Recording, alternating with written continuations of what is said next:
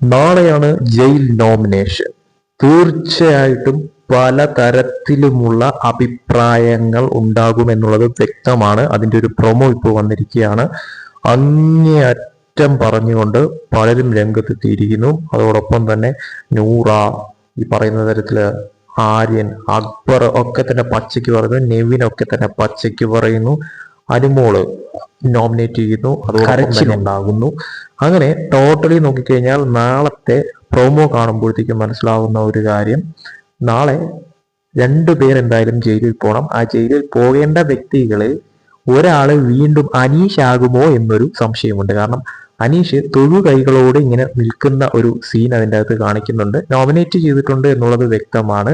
പക്ഷെ അത് ജയിലിൽ പോകേണ്ടത്ര വോട്ടുകൾ കിട്ടിയിട്ടുണ്ടോ എന്നുള്ളത് കാത്തിരുന്ന് കാണേണ്ട കാര്യം തന്നെയാണ് നാളെ ലൈവില്. കാരണം അനീഷ് 3 തവണയാണ് ജയിലിൽ പോയിരിക്കുന്നത്.